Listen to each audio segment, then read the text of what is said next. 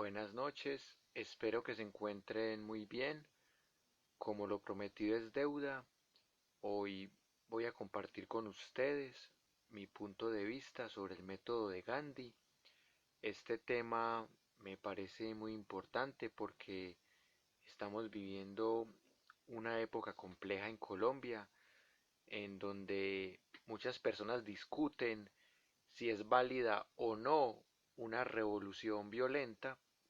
La tesis que quiero sostener en este video es muy sencilla. En este momento de la humanidad ya no hay cabida a una revolución armada o violenta. La revolución debe ser educativa, la revolución debe ser pacífica, la revolución debe ser desde las ideas. Y quiero que debatamos esta tesis.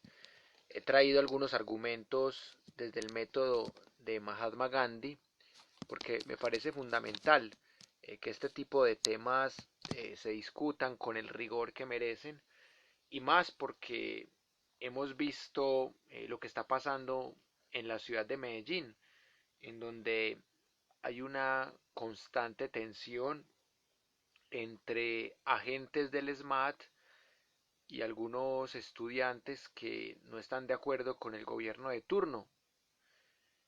Y acá en China y en cualquier parte del mundo sostengo la misma tesis. O sea, la violencia no funciona.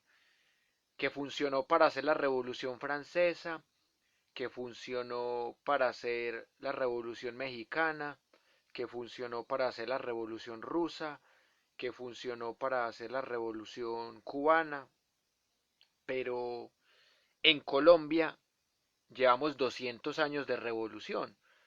Tuvimos 9 guerras civiles, un conflicto armado de larga duración y de mediana intensidad. Y la verdad, los cambios han sido muy pocos. Ahora, yo quiero que esto lo discutamos con calma, que vayamos tesis por tesis, porque la gran tesis es esa, que Gandhi, si bien es cierto, no utilizó la violencia, sí hubo algo de violencia en ese proceso de independencia de la India. Así que no es un camino fácil tampoco. Un cordial saludo para la gente que se va conectando. Buenas noches para Claudia. Espero que estés muy bien. Un saludo también para Alejandro Vanegas y para las demás personas que se vayan conectando. Antes de empezar a discutir con ustedes las tesis que he extraído del método de Gandhi, quiero contarles una anécdota muy particular de algo que he vivido en las últimas horas. Pero antes de eso, le doy la bienvenida al amigo Inocente Decadente. Buenas noches.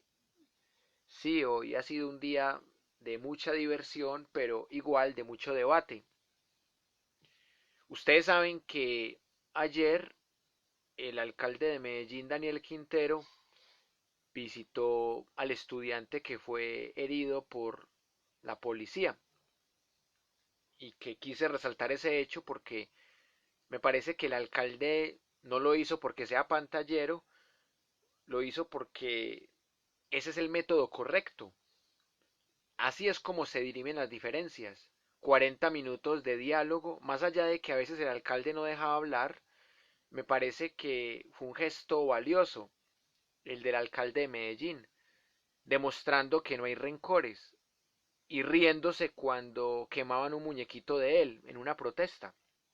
Y él decía que eso es válido. O sea, el alcalde decía, esa violencia simbólica es válida, pero la violencia que no acepta el alcalde es la que implica quebrar vidrios, rayar el metro, tirarle papas bombas a los agentes del SMAT. O sea, esa es la violencia que el alcalde no valida y en ese aspecto estoy totalmente de acuerdo con el alcalde de Medellín, el señor Daniel Quintero. Por acá dice Claudia, Yo me divertí mucho con esa publicación. Sí, la verdad, no creí que se iba a ser tan viral, que iba a pasar de más de 100 reacciones. Es increíble que algo tan bobo haya generado ese impacto cuando yo siento que he publicado 100 cosas más interesantes que no han pasado de 10 reacciones y que esa bobada irónica haya generado que 6 personas me eliminen del Facebook y que más de 130 personas reaccionen, la mayoría con diversión. Y yo sé que suena muy llorón, pero a mí sí me preocupa que la gente me esté eliminando de Facebook, porque yo considero que algo mal debí haber hecho, porque a uno no le eliminan porque sí. Yo no estaba recogiendo café, o sea, algo malo tuve que haber hecho para que 6 personas en unas pocas horas me hayan eliminado del Facebook. Eso me tiene bastante deprimido, pero la vida sigue. Porque a mí me eliminan día por medio. Yo mantengo casi siempre el cupo lleno de 5.000 contactos. Y por ejemplo, cada 2 días me elimina una persona o cada 3 días me eliminan dos. Pero que en un solo día me eliminen 6 personas. Eso demuestra que esa publicación generó un impacto no previsto. De hecho, en toda mi vida apenas he tenido en mi muro 3 publicaciones que han pasado de 100 reacciones y esta fue una de las que más tuvo. Y la otra, pues ustedes saben que fue el caso de Lady y la otra fue cuando nació mi hijo Juan Sebastián. O sea, de hecho mis publicaciones casi nunca pasan de 100 reacciones y es la primera vez que yo recuerde, yo tengo Facebook desde el año 2008 y es la primera vez que en un solo día, en pocas horas, en 6 horas aproximadamente, me eliminan 6 personas. Bueno, y hay que evaluar qué pasó ahí. Por acá está la amiga Claudia, un saludo muy especial. María José Gaviria, choques a 5. Dice Claudia, muchos conocidos míos pensaron que era cierto. Yo llevo hablando, entre comillas, mal de Uribe 12 años en el Facebook. Los que me conocen saben que era una ironía. Pero hoy quise hablar bien de Uribe, así fuera irónicamente, porque eso me ayuda a sanar. Yo sé que mucha gente le tiene odio a Uribe, yo sé que mucha gente le tiene odio a Petro, hay gente que le tiene odio a Fajardo, hay gente que le tiene odio a Claudia López, a Daniel Quintero, pero el camino no es el odio, el camino es la indignación. El camino no es la violencia ni el vandalismo. El camino es el boicot, la protesta inteligente, la protesta argumentada, la protesta pacífica y simbólica. Y esa es la tesis que quiero defender hoy desde Gandhi. Porque Gandhi prácticamente él solo, obviamente tuvo su ayuda también, pero prácticamente él solo derrotó al Raj británico y logró la independencia de la India. Y paradójicamente, Gandhi muere por la acción de un fanático religioso cuando su lucha había sido más política que religiosa. Gandhi quería que se integraran todos, los musulmanes, los cristianos, los hinduistas, que de por sí son eclécticos religiosamente hablando, pero la gran lucha de Gandhi fue política y lo matan por fanatismo religioso. Y Martin Luther King, el personaje que yo analizaba con mi hijo de 7 años, tuvo una lucha más religiosa que política y lo matan porque creían que era comunista, por aquel macartismo que reinaba en esa época en los Estados Unidos de América. Es muy charro que Gandhi, que hizo una lucha más política que religiosa, lo maten por fanatismo religioso. Y Martin Luther King Jr., que hizo una lucha más religiosa que política, lo terminen matando por un tema político como creer que es comunista simplemente porque estaba luchando contra la segregación racial en los Estados Unidos de América. Así que a uno lo pueden matar por el tema que uno menos piense. Voy a plantearles 22 tesis muy sencillas, a través de las cuales he tratado de resumir la metodología de Gandhi de la no violencia. Así que prepárense para que empecemos a debatir. Antes de eso, quiero saludar al amigo Alejandro Vanegas otra vez, que dice lo siguiente. En esos términos, profe, bueno, se me salió acá, dice acá, en esos términos, profe, con el respectivo saludo, aquí la violencia no nos funciona porque quienes tienen todos los recursos y el poder tienen mayor capacidad para ejercerla. También cuando la diplomacia se emplea como opción principal, la respuesta del régimen no deja de ser violenta, lo que personalmente me conduce casi inevitablemente a la inquietud. Entonces, ¿qué opción le queda a la sociedad civil para manifestar su voluntad, que según los postulados de un Estado social de derecho tendría que ser el principal detentor del poder, el famoso constituyente primario? Compañero, excelente aporte, gran reflexión. Tengo algo que decir muy puntual sobre lo que usted plantea. La diplomacia es una de tantas formas, pero Gandhi nos enseña muchas formas de protestar pacíficamente y formas que fueron muy efectivas y que en Colombia podrían ser efectivas también. Les pongo una de tantas, el boicot. ¿Ustedes se imaginan que los 8 millones que votaron por Petro se unan a hacer un boicot nacional y que digan, no le compramos un solo producto a empresas que patrocinen a Uribe o que patrocinen los grandes banqueros del país? No vemos los canales de televisión ni escuchamos las emisoras de Uribe. ¿Usted se imagina el boicot? Pueden llegar a quebrar empresas y eso hace parte de una revolución pacífica. Dejar de ver RCN y Caracol, eso es el verdadero boicot. Dejar de comprar cosas imperialistas.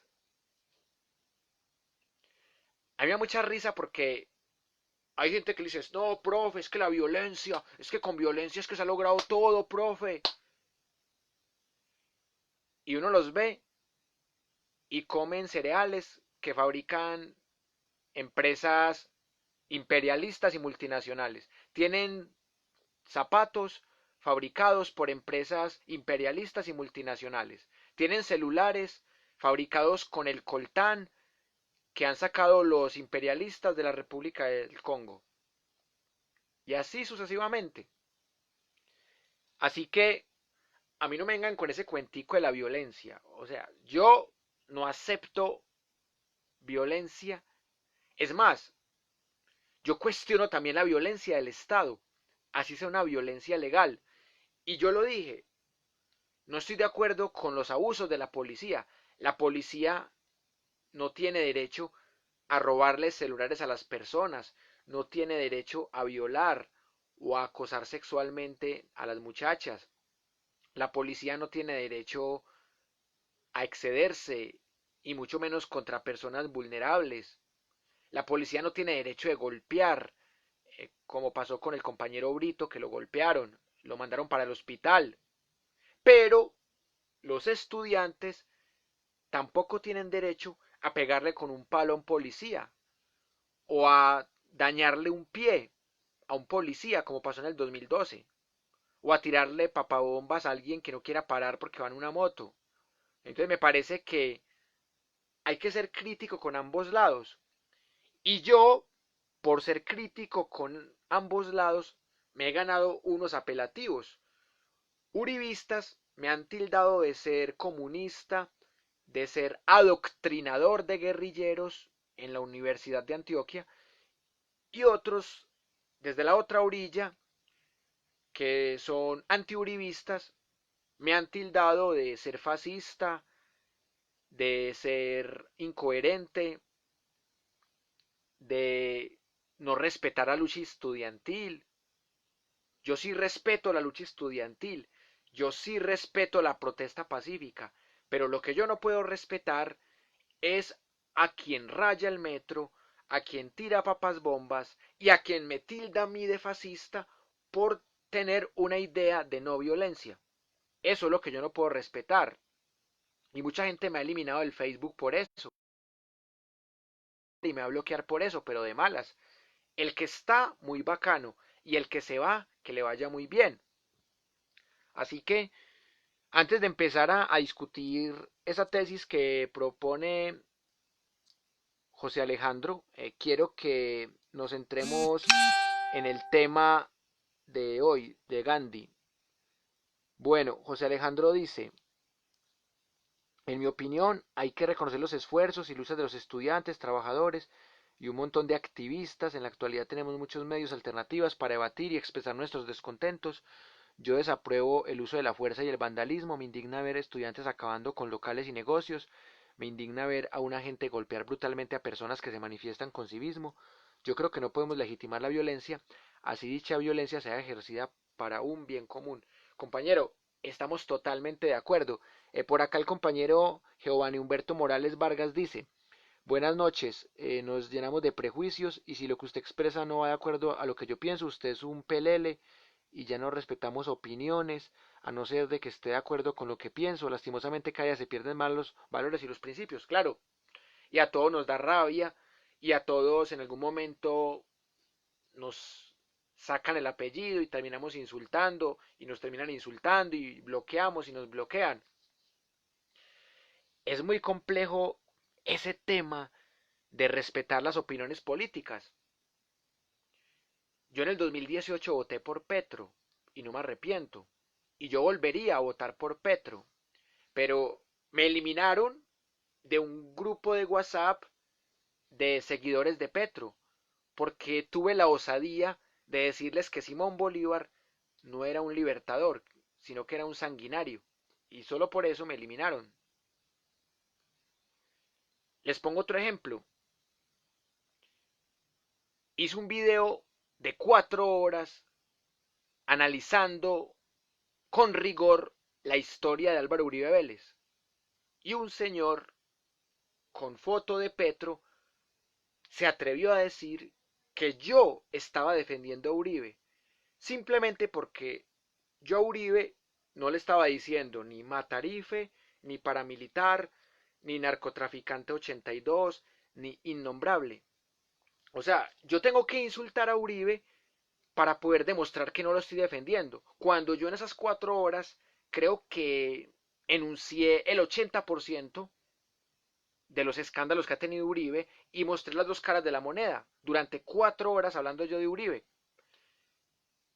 Y así pasa, cuando yo critico a Uribe, dicen que soy comunista, cuando yo puedo criticar a Uribe siendo conservador, siendo liberal, siendo también de derecha, siendo de centro. O sea, yo para criticar a Uribe no tengo que ser de izquierda, ni tengo que ser socialista, ni ser progresista, ni ser comunista. Yo puedo criticar a Uribe porque hay algo que no me gusta. Pero si yo critico a Uribe, de inmediato me estigmatizan como que no, que usted es petrista. Yo no soy petrista. Yo voté por Petro. Probablemente volvería a votar por Petro si así lo considero que es lo mejor para el país, pero yo no soy petrista. Yo no tengo un altar en mi casa honrando a Petro. Yo no vivo pendiente de Petro. Yo solamente voté una vez por Petro, que fue en la segunda vuelta. En la primera vuelta realmente no quise votar porque ni siquiera Petro me convencía en esa primera vuelta. Y yo voté por Petro no solo para que no ganara Duque, sino porque su propuesta de país me gustó y me sigue gustando. Pero lo que no me gusta son los excesos de algunos, y señalo en mayúscula, de algunos seguidores de Petro que siguen justificando el accionar de los encapuchados. Yo sé que los encapuchados obedecen a razones históricas, a líderes que han asesinado, a Héctor Abad Gómez, a Barrientos. O sea, yo sé que la capucha tiene una explicación histórica, pero me parece que el camino no es tirar papas bombas, el camino no es quebrarle vidrios a los bancos, por muy mal que nos caigan los bancos, el camino no es rayar el metro, el camino no es dañarle la pierna a un SMAT o pegarle con un palo a un policía. Ese no es el camino. El camino nos lo enseñó Gandhi, el boicot. Dice Alejandro Vanegas, respuesta del régimen, leyes inconstitucionales para presionar a la sociedad y ante la desobediencia simbólico-pacífica, golpes, gases, armas no letales y llegado el caso, abrir fuego.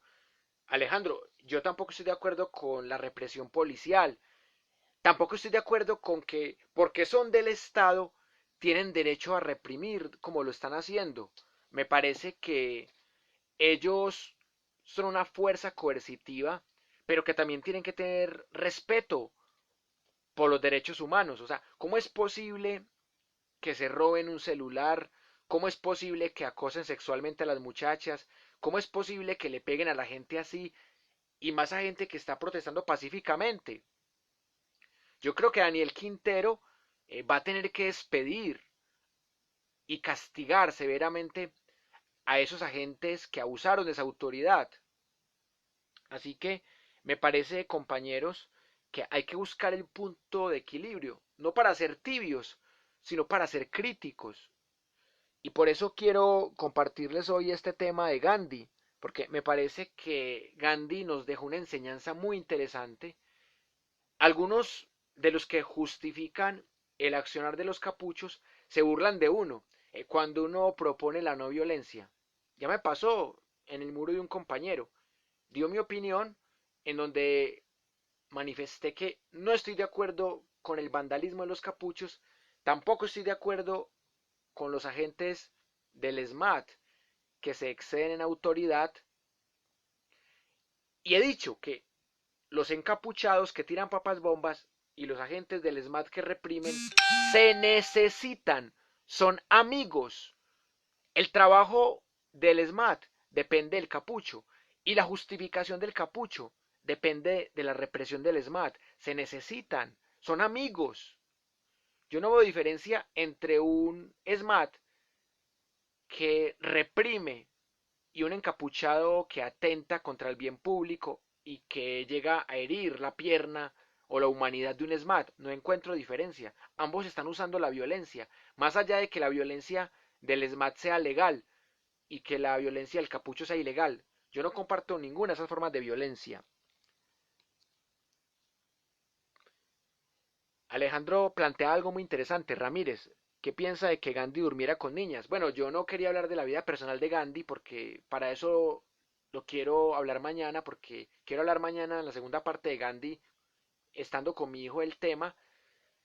Yo no estoy de acuerdo con eso de que Gandhi lo hacía como un método para medirse él mismo. Me parece que eso ya es un síntoma muy cercano a la pederastia y que probablemente puede ser un comportamiento de pedofilia. Pero no voy a entrar en esos detalles hoy y quiero que hablemos solamente del método de Gandhi. Tiago dice totalmente cierto punto de vista. Por aquí hay otras personas que se han conectado. Marta Jaramillo, un cordial saludo para ti. Dice, pero también creo que la justicia debe castigar a quienes dañaron el bien público. Lamentablemente, como decían los romanos, la ley es dura, pero es la ley. Y a veces uno tiene que asumir las consecuencias. O sea, si yo voy y le quiebro el vidrio a un banco, el banco me puede hacer meter a la cárcel. Pero si yo, en vez de quebrarle un vidrio a ese banco, le hago un boicot a ese banco, le estoy haciendo más daño y quedo yo bien librado. Hay que buscar formas más inteligentes de protestar, de romper paradigmas. Buen aporte, Marta. Ahora sí entremos en materia. Vamos a hablar de las tesis que les planteo desde Gandhi. La primera tesis es el tema de la autoexpresión como búsqueda de unidad. Es muy importante que no perdamos nuestra individualidad, porque yo lo que veo en los debates de este tema son opiniones borregas. Eso de que no, que es que el Estado siempre debe reprimir, o que no, que los capuchos siempre deben ser defendidos. O sea, no estoy de acuerdo con ninguno de los dos extremos. Me parece que la autoexpresión no debe afectar la autoexpresión de otros. Y ahí está la unidad de la que habla Gandhi. La libertad de expresión no es total, porque si no sería el libertinaje de expresión. La libertad de expresión tiene límites. Y esos límites los pone el otro. Más que la ley, los pone el otro. Mi derecho llega hasta donde empieza el derecho del otro. El banco tiene derecho a existir. El banco tiene derecho a tener sus vidrios buenos. Pero el banco no me puede obligar a que yo le obedezca, ni puede evitar que yo promueva un boicot. Y por eso les digo, hay que buscar formas más inteligentes de protestar. Vea, y se los digo de corazón, si en estos 2 años que le quedan a Duque se siguen manteniendo esas peleas entre SMAT y estudiantes encapuchados, téngalo por seguro que perfectamente el uribismo vuelve a ganar la presidencia en el año 2022. Porque yo que antes del coronavirus viajaba todos los días en el metro, en esos días de tantas protestas, la gente que lo primero que dice cuando ve un tropel, esos desadaptados de la Universidad de Antioquia. O sea, la gente usualmente no reflexiona que hay un gobierno que fue montado con ñeñe política, que hay una serie de mafias que han gobernado el país, aliadas con narcotráfico, con paramilitarismo, con bandas criminales. O sea, la gente del común no va a ver eso. La gente del común va a ver unos policías y unos encapuchados y mucha gente se va a poner del lado de los policías, de los SMAT. Así que yo le digo a los que son antiuribistas, ustedes quieren tumbar al uribismo, dejen de darle fuerza al uribismo, porque entre más vidrios quiebren, entre más metros rayen, entre más agentes del SMAT o de la policía hieran, más fuerza le dan a Uribe, porque Uribe la tiene clara. Uribe lleva 18 años gobernando este país. Uribe de 5 ha ganado 4. Y Uribe, muchos lo clasificamos en la extrema derecha. Pero los uribistas le han sabido llegar mínimo a 10 millones de personas.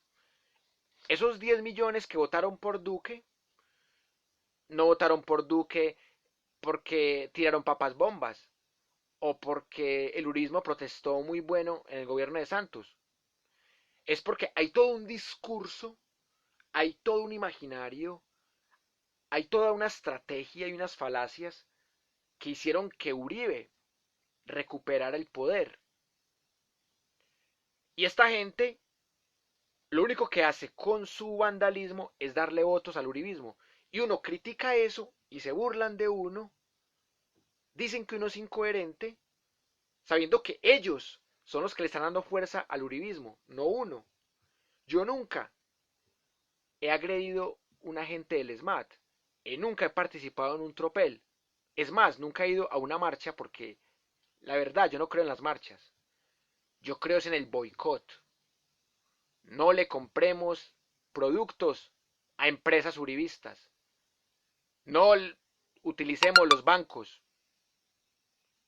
Eso es la verdadera revolución.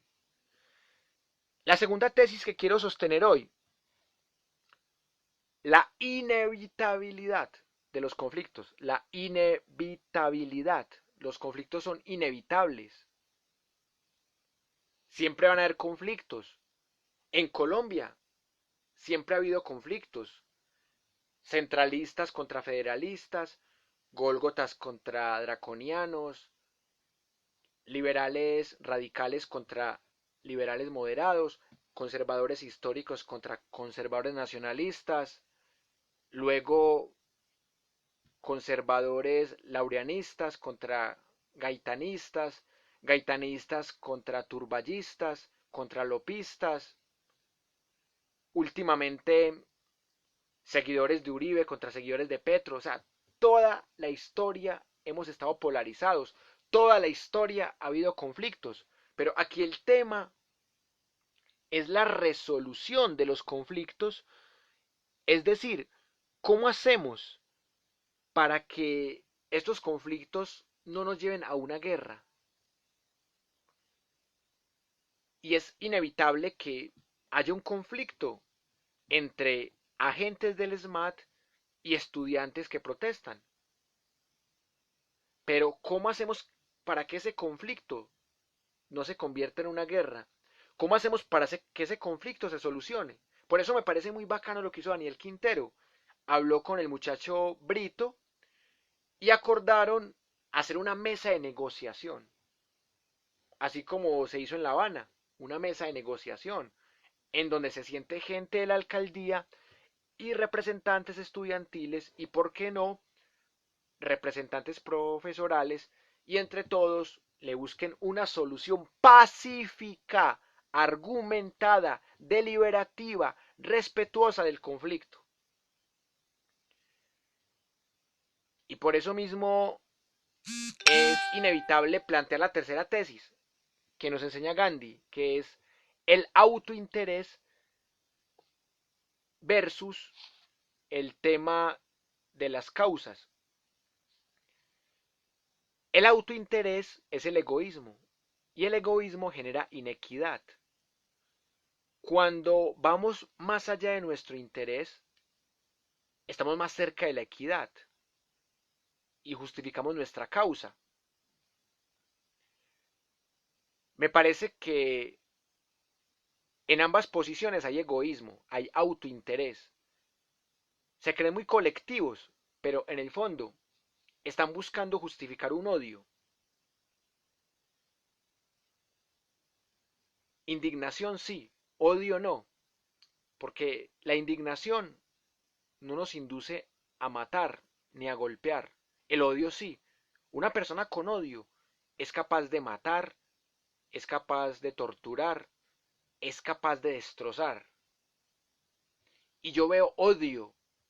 Ahorita estaba debatiendo con un muchacho cuya portada de Facebook era: en este perfil se odia al SMAT. ¿Qué es eso? O sea, un muchacho académico, universitario, una lumbrera. ¿Y por qué publica en su portada de Facebook: en este perfil se odia al SMAT? Eso es principios de fanatismo. Eso es lo que nos llevó a 9 guerras civiles en Colombia, entre la patria boba y la guerra de los 1000 días. Eso es lo que hace que se hayan matado incluso liberales con liberales, conservadores con conservadores, guerrillas con guerrillas, paramilitares con paramilitares, policías con policías, ejército con ejército. El odio no es solución, y mucho menos la violencia. Hay que ir más allá de ese autointerés.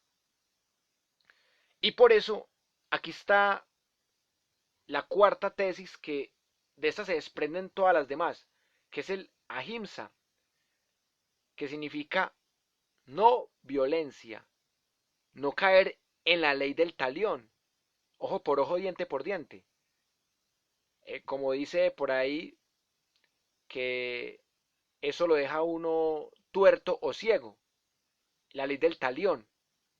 Y me parece que en este conflicto entre SMAT y encapuchados se está cayendo en una especie de ley del talión. O sea, no, es que ustedes hicieron esto, ustedes mataron a Dylan, no, ustedes en el 2012 le dañaron una pierna a un agente del SMAT, el otro día le pegaron con un palo a un policía. Entonces se está convirtiendo eso en una secuela de odio de pura ley del talión. Y la ley del talión solo sirve para la autodestrucción y para la codestrucción. Y si se quiere, para la destrucción total. La no violencia es algo que Gandhi empezó a plantear desde el 5 de febrero de 1922, cuando en aquel movimiento de no cooperación, un movimiento que nació en 1920 en la India, terminó involucrado en un incendio en el que mueren 32 policías. No tienen que morir ni 32 estudiantes, ni 32 policías, ni 32 personas para cambiar de metodología. O sea, a Gandhi le sirvió, porque Gandhi, hasta ese momento, desde el movimiento de no cooperación de 1920, Gandhi consideraba la violencia como posibilidad y tenía cierta influencia marxista. Pero en 1930 nace el segundo gran movimiento, que se llama desobediencia civil, que es un movimiento más anárquico, más inteligente, basado en Henry Thoreau, un gran anarquista norteamericano que prefería pagar cárcel que pagarle impuestos a un gobierno ladrón.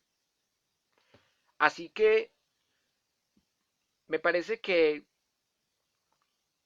ese proceso que inicia Gandhi en 1930 de desobediencia civil es mucho más inteligente que ese proceso que había iniciado en 1920 llamado movimiento de no cooperación.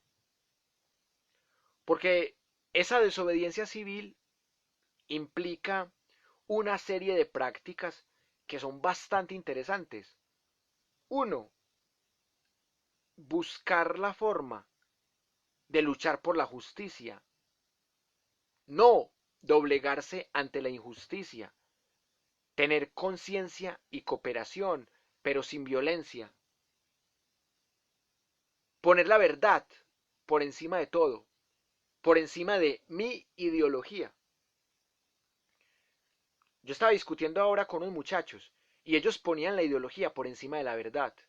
Una verdad tan básica como que hay policías buenos, hay policías malos, hay encapuchados buenos, hay encapuchados malos. Ellos ponían por encima su ideología, queriendo decir que solamente los policías eran malos y que todos los encapuchados eran buenos. Esto no es de buenos y de malos, esto es un conflicto.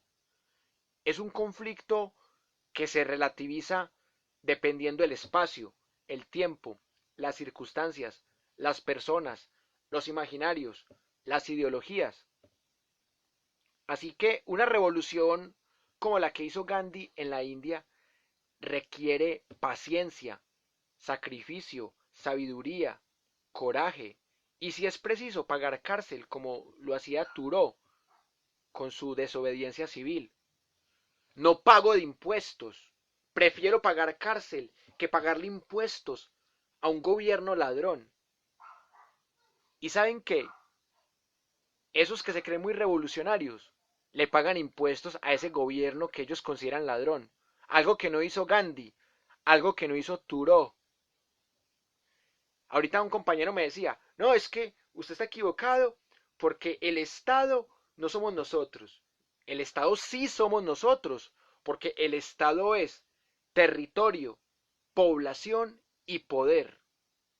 Y el poder no solamente está en el gobierno, no solamente está en el Congreso, no solamente está en las Cortes, el poder también está en nosotros. Nosotros tenemos una parte del cuarto poder. Antes RCN y Caracol, hace unos 18 o 20 años, nos monopolizaban. Hoy día ya no es tan fácil que nos monopolicen porque ya tenemos muchas herramientas comunicativas.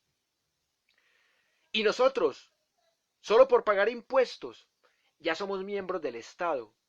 Y solo por votar por un presidente, ya somos miembros de un Estado.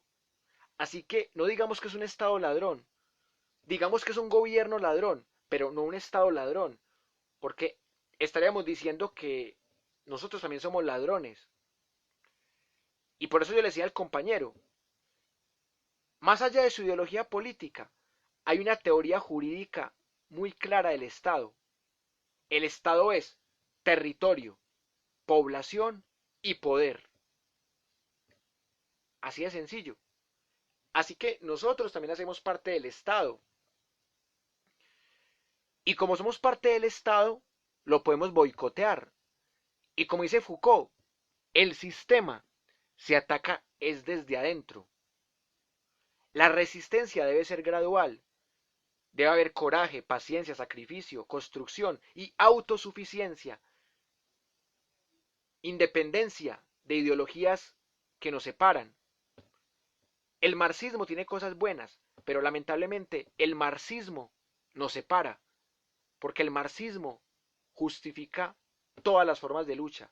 Y en este momento de la humanidad ya no se justifican todas las formas de lucha.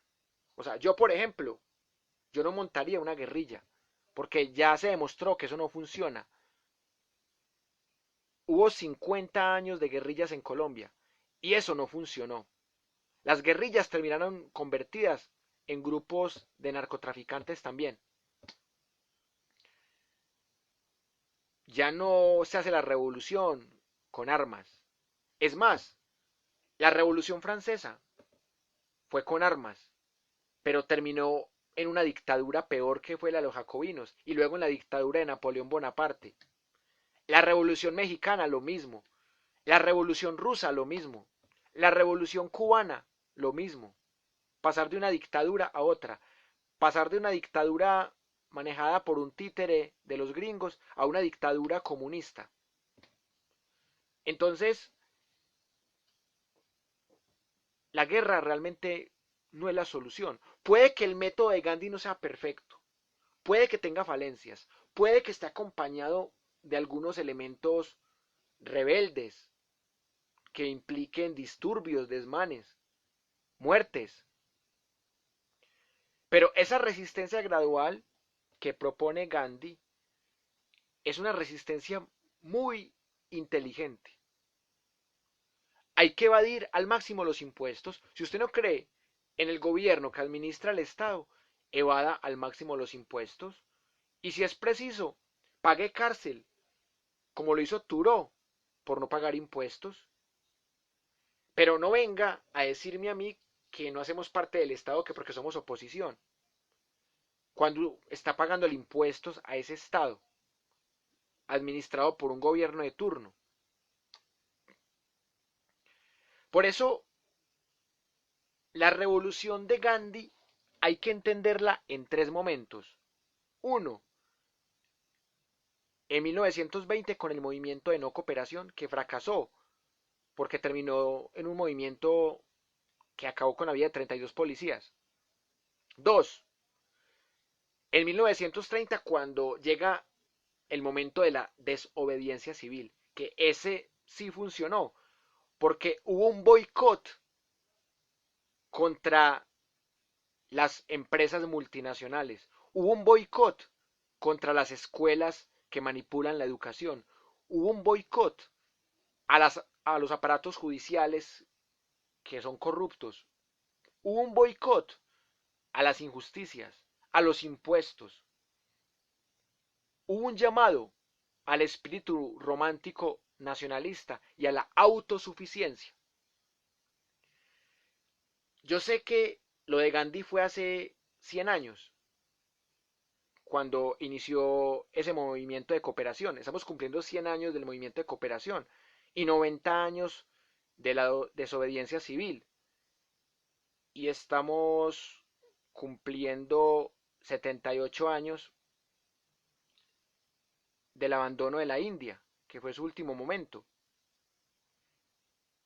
Pero me parece que en Colombia todavía se puede hacer un boicot, no como el de Gandhi, porque ya nos obligan a pagar impuestos, porque las multinacionales están más fuertes que nunca, pero sí desde el consumo. No consumamos productos imperialistas. Ya. Pero es bastante difícil porque este celular por el que estamos hablando fue hecho con coltán. Y para extraer ese mineral llamado coltán, los imperialistas mataron gente en el Congo. Entonces, ¿cómo escapamos del imperialismo? ¿Cómo hacemos un boicot como el de Gandhi? Muy difícil.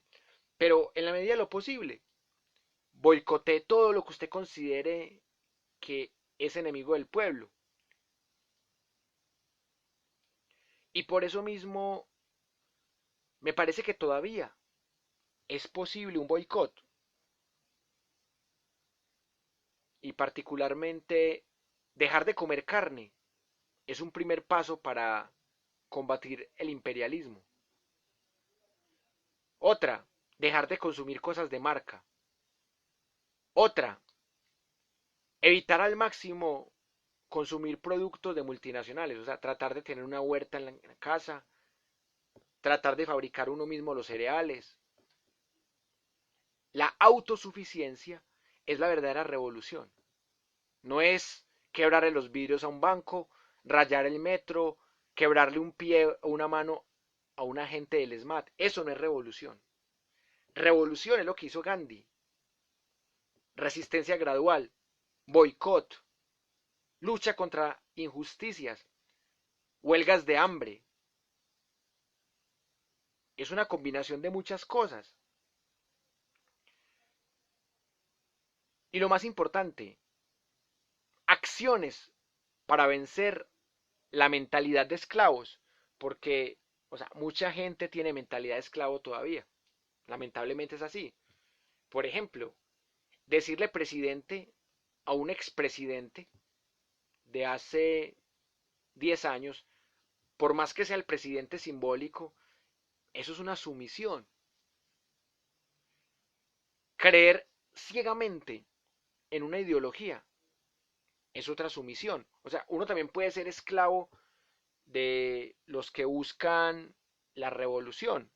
Uno también puede ser esclavo de su fanatismo, no lo puedo negar, pero lo más importante acá es tratar de comprender qué podemos rescatar del boicot, qué podemos rescatar de la huelga de hambre, de la protesta pacífica, de evadir impuestos.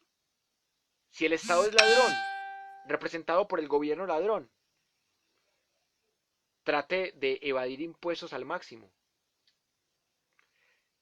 El trueque. El trueque es un mecanismo que indirectamente es boicot, porque el trueque es negociemos entre nosotros, saquemos a los parásitos, a los intermediarios, saquemos a los bancos, saquemos a las multinacionales, saquemos a los dueños del capital y hagamos trueques entre nosotros. Eso me parece mucho más inteligente que cualquier tirada de piedra o que cualquier papabomba o cualquier quebra de vidrio. Un cordial saludo para Juan Camilo Ramírez Castrillón. Ahorita respondo otros comentarios porque son muchos, así que los voy a responder con calma. Dice Juan Camilo Ramírez, ¿cómo educar o concientizar al pueblo para este tipo de revoluciones? Educación. Por ejemplo, ¿yo qué hago en mis cursos de pensamiento crítico? Yo les digo, ¿ustedes qué licor consumen? ¿Qué marcas de ropa utilizan? ¿Qué marcas de tenis? ¿Qué marcas de celular? ¿Qué marcas de cereal? Y yo les digo, esto pertenece a tal empresa. Esta empresa monopoliza tal cosa. Y yo les invito a que apoyen la economía de bajo presupuesto, la economía barrial. O sea, que le compren a la señora de la tienda y que no le compren al gran supermercado. Esa es mi forma de crear una conciencia revolucionaria. Porque imagínense que los 8 millones que votaron por Petro se pongan de acuerdo. Boicotean lo que les dé la gana. Así como lo hizo Martin Luther King Jr. con el transporte en Estados Unidos. Ah, que hay una segregación racial, que a los afroamericanos los obligan a sentarse en las sillas de atrás, no se les pueden arrimar a los blancos, un afroamericano tiene que darle el puesto a un blanco porque el blanco es superior. Entonces, ¿qué hizo Martin Luther King Jr.? Vamos a boicotearles el transporte, vayámonos a pie, no les paguemos los pasajes, que se llenen los blancos con sus buses, y ese boicot funcionó. Es que hay muchas formas de boicotear, hay muchas formas de protestar simbólicamente. Hombre, una pichatón en el Parque de los Deseos, o sea, eso de una revienta la moral católica, la moral uribista, la sociedad de bien, y se transmite el mensaje. Los medios de comunicación muestran eso. Antanas Mocus, unos estudiantes lo estaban silbando, insultando, no le querían prestar atención, siendo Antanas Mocus el rector de la Universidad Nacional de Colombia en Bogotá. Bueno, y realmente es el único rector también, porque los otros son vicerrectores. Y Mocus les muestra el culo. Eso fue un boicot. Y gracias a ese boicot, Antanas Mocus se volvió famoso, ganó la alcaldía mayor de Bogotá y estuvo disputando la presidencia con Santos. Eso es algo simbólico. Y por ejemplo, una de las formas de descargar la violencia es con muñecos. Por eso me pareció muy inteligente cuando Daniel Quintero le dijo a Brito, a mí me encantó que me usaran como muñeco y que me quemaran, porque eso es simbólico, eso no me hace daño a mí. Me hace más daño que le quiebren el vidrio a un banco a que quemen un muñeco mío. Eso fue lo que le dijo Daniel Quintero a Brito. Estoy totalmente de acuerdo con Daniel Quintero. Y Daniel Quintero también le dijo algo muy cierto. Este video lo están viendo miles de personas. Y era verdad, en ese momento había 1100 personas conectadas viendo ese video en donde estaban dialogando Brito y Daniel Quintero. Y dijo Daniel Quintero, tiene más poder este video que ustedes están haciendo ahí que quebrar un vidrio, que rayar el metro, que tirar papas bombas. ¿Por qué? Porque está llegándole usted a 1000 personas, a más de 1000 personas, solo con un celular. En cambio, usted quiebra un vidrio, lo ven 20 personas y miles de personas que van en el metro ven el tropel desde arriba y dicen, vea, esos vándalos, y justifican la represión de los agentes del SMAT. Por eso mismo les digo, hay que buscar formas más inteligentes de protesta. Por eso me parece que más allá de un esguadeche o nacionalismo, hay que buscar es una autosuficiencia. Hay que buscar una integración. Hay que buscar una pedagogía crítica que sea más amorosa, que sea más impactante. Yo tomé la decisión de no volver a insultar a los uribistas, porque debo aceptarlo. Yo a los uribistas les decía uribestias, uritontos, simpatizantes del paramilitarismo. Pero uno que gana con insultar a los uribistas. Nada. Que se vuelvan más uribistas. Pero usted quiere que un uribista deje de ser uribista. Lléguele de manera simbólica, de manera pacífica y lentamente váyale mostrando cosas. Pero hay mucho fanático que ni siquiera tolera que uno predique la no violencia o que uno diga, no todos los agentes del SMAT son malos, no todos los capuchos son unas mansas palomas. Y de una dicen que uno es un vendido y que uno se volvió de la extrema derecha, solamente por decir eso. Porque ponen, como les dije ahora, ponen por encima la ideología de la verdad.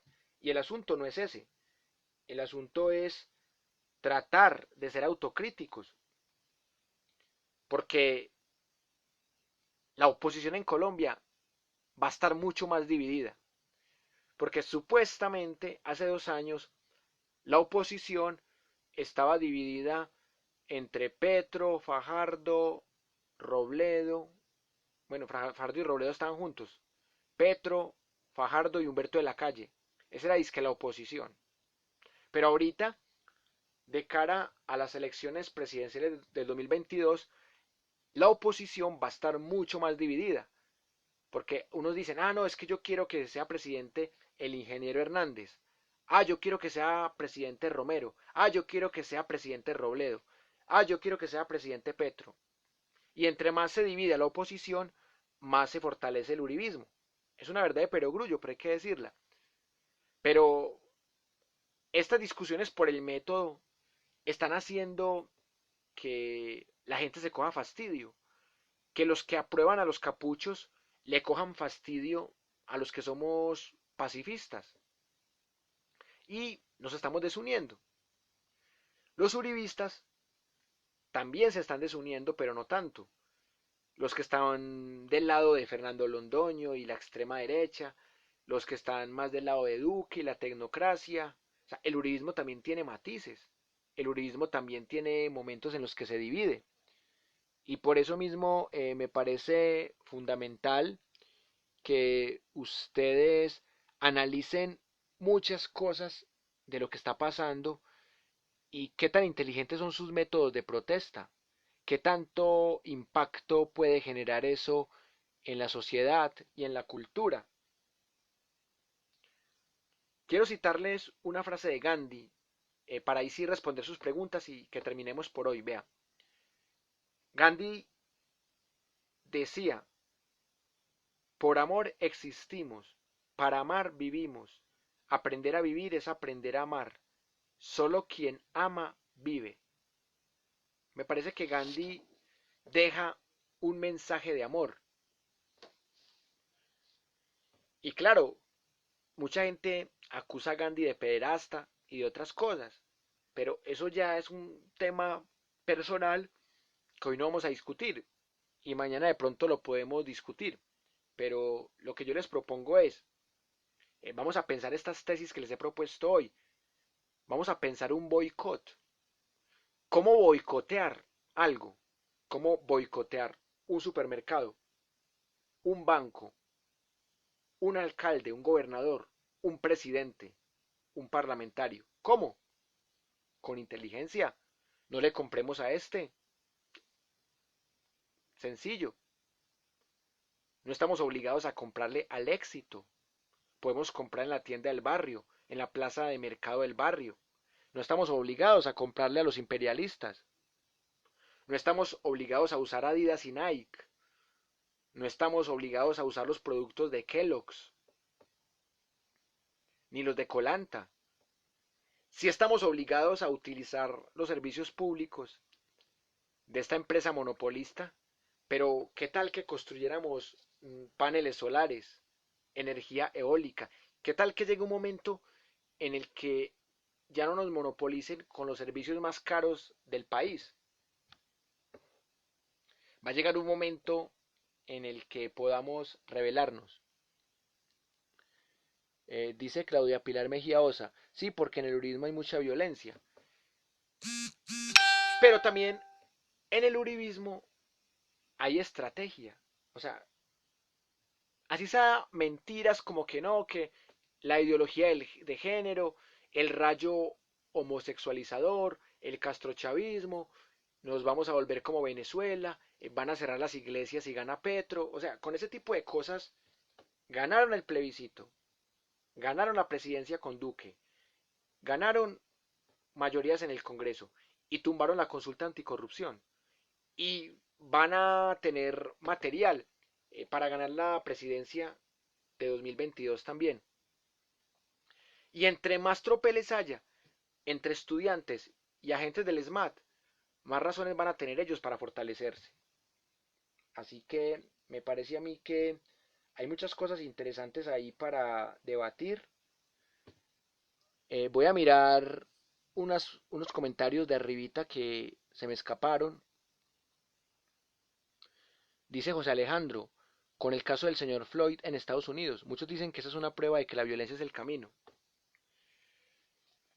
Pues lamentablemente son casos aislados y aquí tuvimos el caso de Dylan, un caso totalmente ejecución extrajudicial. O sea, el caso de Dylan es un crimen de Estado. Y eso no se puede tolerar desde ningún punto de vista.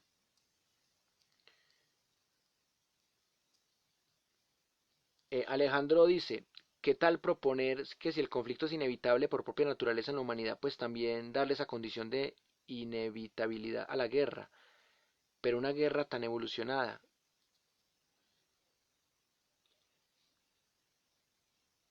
Claro, estamos en una guerra de argumentos, en una guerra de información, en una guerra mediática.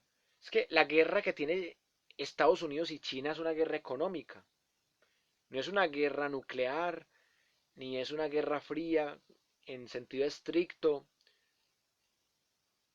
Es una guerra económica que también va de la mano con una guerra publicitaria y simbólica. Exacto, es que eso es lo que hay que buscar, una guerra de argumentos y se puede resemantizar el concepto de guerra. Dice Alejandro Vanegas, el de quien apodaron como la gran alma muestra un buen ejemplo de predilección que los que ocupan en su momento el poder por las vías de violencia ante cualquier acción vandálica o de boicot pacífico, persiste la duda que puede hacer que ante el pacifismo la violencia recibe la misma o incluso una represión más brutal. Si uno protesta pacíficamente y aún así hay una represión brutal, es una dictadura, como pasaba en la Argentina de Videla, en Chile de Pinochet, en el Paraguay de Stroessner, en la dictadura Somoza de Nicaragua. A la gente la mataban solo por pensar, solo por no estar con el régimen, los exiliaban, los mataban, los tiraban al mar desde un helicóptero. O sea, yo entiendo el contexto de lo que dice el compañero, estamos de acuerdo, pero me parece que no estamos en una dictadura como la de Pinochet, ni como la de Videla. Es más, ni siquiera estamos en una dictadura como la de Uribe entre 2002 y 2010. O sea, me parece que a pesar de que Iván Duque es un títere, me parece que no es una dictadura que uno diga, juepucha. Y mucho menos aquí con Daniel Quintero. Hubo unos estudiantes retenidos de manera arbitraria, pero no los mataron. En la época de Videla, de Pinochet o hasta de Uribe, los hubieran matado. Así fuera para presentarlos como falsos positivos.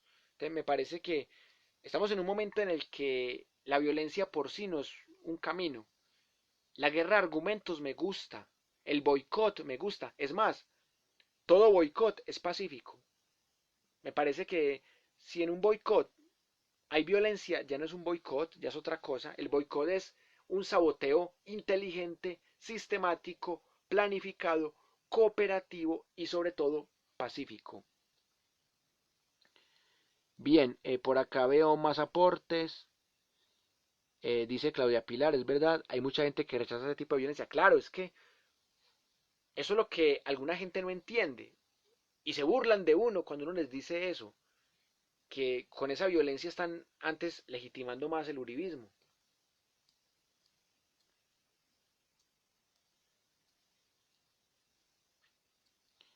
Dice José Alejandro, mucha gente a mí me etiqueta, me manda al WhatsApp burlas hacia Petro, como si yo fuera su seguidor, simplemente porque doy opiniones en contra de las decisiones del gobierno. Entonces creo que la mente de la sociedad en general se reduce sencillamente a dos espectros en su momento cuando el gobierno ha tenido aciertos, como por ejemplo con la cuarentena, cuando cerraron el aeropuerto, así la decisión de cerrarlo me afecta el bolsillo porque parte de mi actividad económica se daba allí, yo la aprobé y en su momento y felicité al presidente por su decisión. Sí, hay terapias para uno vencer el fanatismo. Yo les voy a decir cuatro. Por ejemplo, la semana pasada hice un video con la historia de un equipo de fútbol que no me gusta, que es el Deportivo Independiente Medellín. Y mucha gente decía, ¿este man qué? Este man no es hincha de Nacional, pues. Entonces, una de las formas de vencer el fanatismo es hacer algo que nos haga poner al otro lado de la moneda. Por ejemplo, escribir un texto irónico a favor de Uribe. Eso también es otra forma de sentir uno como lo atacan algunos creyendo que uno realmente es uribista. Y entonces cuando uno se pone en la otra orilla, uno comprende cositas. Hay muchos ejemplos más de cómo uno puede llegar a ponerse en los zapatos de la otra persona. Dice Marta Jaramillo. Bueno, ya la justicia debe castigar a quienes dañan el bien público. Bueno, este de Marta ya lo había visto. Voy a mirar qué otro comentario hay por acá más abajo. Bueno, yo creo que ya respondí todos los comentarios que había trazados. Dice Claudia Pilar, con un discurso populista. Lamentablemente, en este tema electoral es tan difícil evitar el populismo, sea de izquierda, sea de derecha o de centro. Me parece que todo termina siendo populismo, porque uno siempre habla de la doctrina del pueblo. Entonces, y uno siempre quiere complacer a un pueblo, hasta los que no somos políticos, en el sentido estricto de la palabra, que simplemente somos líderes comunitarios o cualquier cosa similar, también podemos caer en el populismo de decir algo solo para satisfacer a la mayoría, así no sea algo con convicción y que puede convertirse en demagogia. Por acá también estoy mirando el aporte de Leo Marín, Felipe Ramírez. Bueno, listo, pues llegó el momento de las conclusiones. Espero que les haya gustado estas pequeñas reflexiones, que mañana continuemos hablando de Gandhi, si son las cosas. Vamos a ver cómo está mi hijo de estado de ánimo. Mañana quiero que hablemos más de cosas biográficas de Gandhi, pero sin descuidar la metodología que planteamos hoy. Vamos a sacar las conclusiones.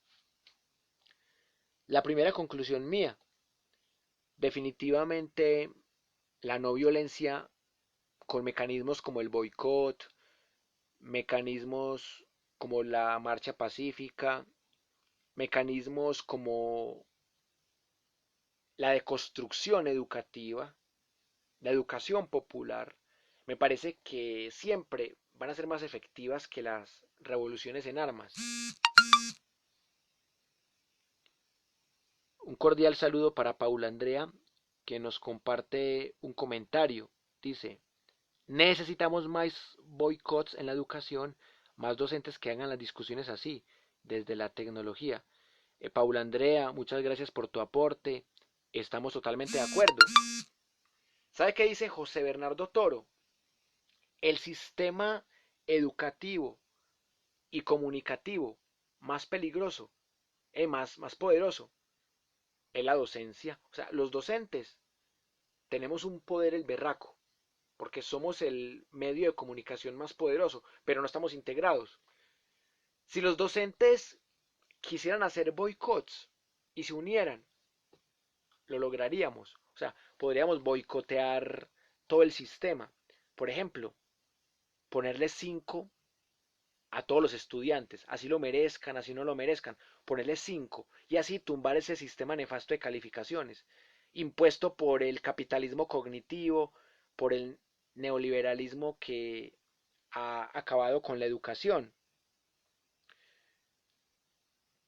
Yo les reconozco que he boicoteado el sistema, pero lo he hecho con inteligencia porque tampoco puedo exponerme. Un cordial saludo para Sandra Arias, qué bueno tenerla por aquí. Ella nos comparte también un comentario. Dice, el uribismo tiene el efecto Beetlejuice, mejor no nombrarlo pues toma más poder. La vía más viable es el boicot, la autonomía en la medida de lo posible.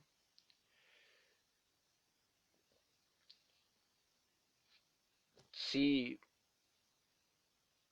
es un mecanismo incluso hasta de programación neurolingüística el del uribismo. O sea, ellos tienen unas estrategias discursivas impresionantes y con eso ganan el plebiscito, con eso ganan las parlamentarias, con eso ganan tumbando la consulta anticorrupción.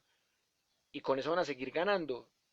Si la oposición se sigue dividiendo entre seguidores de Robledo, seguidores de Petro, seguidores de Romero, del ingeniero Hernández, y si se quiere, seguidores de Fajardo, porque Fajardo para mí no es oposición.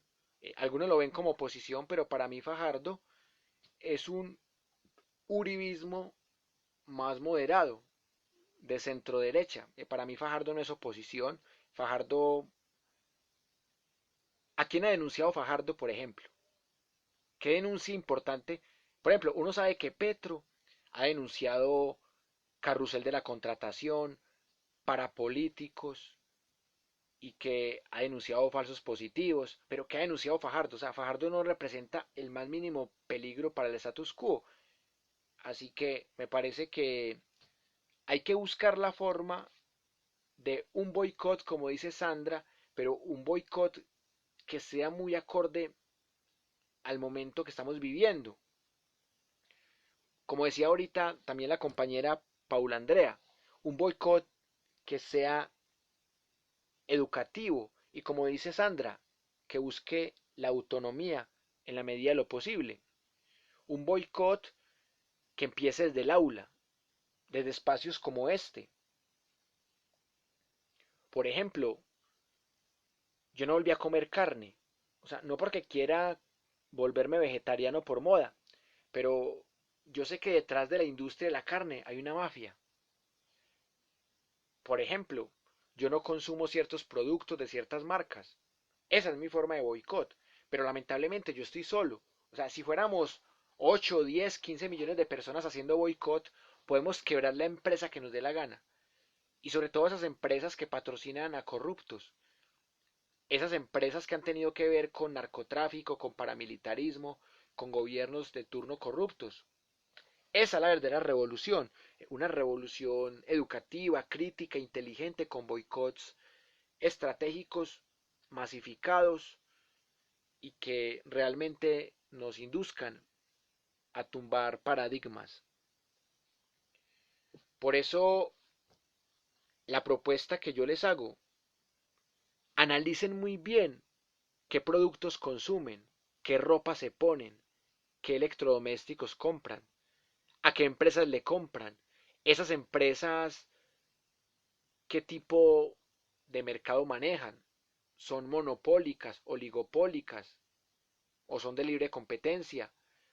¿Esas empresas aportan dineros a qué campañas políticas? ¿Cómo se utilizan esas empresas para votar por X candidato, como ya lo vimos hace 2 años? Pero es difícil porque hay cosas que nos encantan, pero que las manejan empresas que son monopólicas, empresas que son acordes al status quo. Por ejemplo, si a usted le gusta la Rosa de Guadalupe y solamente RCN le transmite la Rosa de Guadalupe, usted puede querer hacerle un boicot y dejar de ver RCN, pero si dice, no, es que pues puede más mi deseo de ver la Rosa de Guadalupe. Y nos pasa a los que nos gusta el fútbol. O sea, sabemos que en el fútbol hay unas mafias, eh, empezando pues por la Dimayor, pero ¿cómo le hacemos pues? Si esta cosa le da sentido a nuestras vidas, entonces, ¿cómo hacemos para dejar de consumir fútbol? Y además el problema no es el fútbol, el problema es la estructura política y administrativa que hay detrás del fútbol. O sea, el problema no son las cosas en sí, el problema no son los cereales de Kellogg's, es lo que hay detrás de la empresa de Kellogg's. El problema no es Postobón, el asunto es lo que hay detrás de Postobón. Son tantas cosas que realmente no nos va a alcanzar el tiempo, pero sí quiero que pensemos muy bien cómo hacer un boicot que sea más efectivo que cualquier otra forma de protesta. ¿Qué producto vamos a dejar de consumir? Porque es de una empresa que patrocina a mafiosos, a parapolíticos, a narcotraficantes. Hay una serie de empresas que definitivamente hay que boicotear. Por ejemplo, Bancolombia. O sea, ¿cómo boicotear a Bancolombia? Es muy difícil porque la mera universidad nos paga a través de Bancolombia. Otras universidades nos pagan con Davivienda. Entonces, boicotear un banco es casi que imposible. La única forma de boicotear un banco es guardando la plata en el colchón y tratar de buscar un espacio con una huerta. De modo que cuando colapse el banco, yo tenga una huerta para poder sobrevivir. Hay gente que guarda comida en los búnkeres por si el sistema capitalista mundial colapsa. Hay gente que lleva 20 años guardando alimentos no perecederos en búnkeres y a través de eso prepararse para una crisis mundial del capitalismo, un colapso mundial del capitalismo. Así que la gran pregunta es cómo vamos a boicotear, cómo vamos a quitarle la educación a esa burocracia capitalista neoliberal, cómo vamos a quitarle la educación a la Iglesia Católica. Yo he tenido grandes discusiones con católicos, porque ellos dicen que yo soy fundamentalista porque ataco a la Iglesia Católica, pero yo no la ataco en sí por su fe. O sea, por mí pueden creer en la cruz, en el Dios que quieran. O sea, yo no me meto con la fe de ellos, más allá de que no la comparto. ¿Yo por qué cuestiono a la Iglesia Católica? Porque la Iglesia Católica tiene un pasado oscuro, un pasado de inquisiciones, de cruzadas. La Iglesia Católica ha participado en la mayoría de guerras civiles en Colombia. La Iglesia Católica es tóxica, no solo por la forma como han impuesto la fe, sino por el contenido, porque es un contenido misógino, es un contenido homofóbico, es un contenido de condenados y de salvados, es un contenido peligroso que manipulado por fundamentalistas puede ser mucho más peligroso, como pasa con el Islam. Así que no me pidan que sea católico, no me pidan que respete eso. Yo respeto la creencia en sí, pero lo que no respeto es cómo esa creencia se apropia de los colegios privados, por ejemplo, de las universidades privadas, de algunas universidades privadas. La Iglesia Católica le hizo daño a la humanidad mínimo 1000 años, netos. Bueno, Fernando Vallejo dice que 1700 años, pero me parece que es un poco exagerado. Pero los nazis le hicieron daño a la humanidad 6 años y en Alemania está prohibida la ideología nazi. Y la Iglesia Católica sigue siendo un imperio, dueña de la educación privada en Colombia en gran parte. Entonces me parece que un boicot, no meter a los niños en colegios católicos, eso puede ser un boicot. Es un ejemplo cualquiera. Si usted es antiuribista, no le compre productos a empresas que apoyaron a Uribe. Sencillo. Bien, por acá hay unos comentarios que todavía no he respondido. Dice Claudia Pilar Mejía Osa. Este periodo de cuarentena considero que nos ha dejado muchas enseñanzas, como por ejemplo no consumir muchos productos y además no comprando ropa y otros productos que en realidad no nos hacen falta, que no necesitamos. Es otra forma de boicot, o por lo menos para empezar. Estamos totalmente de acuerdo. Esta cuarentena que yo ya la llamo noventena, porque llevamos 90 días encerrados, es una forma también de boicotear. Me parece una excelente propuesta, compañera. Tiago está totalmente de acuerdo con la compañera.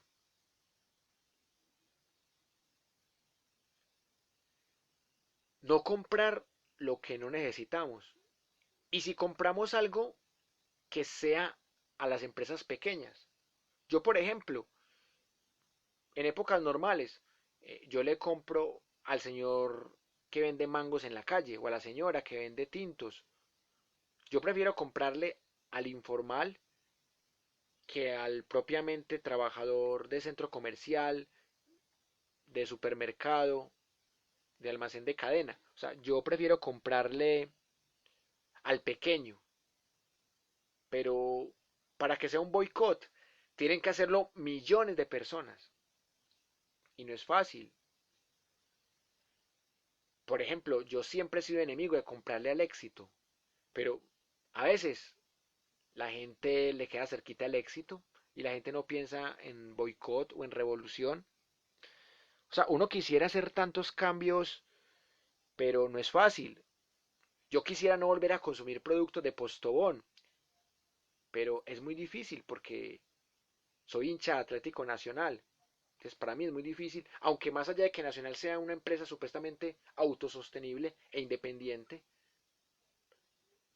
no deja de tener ese logo aquí de Postobón.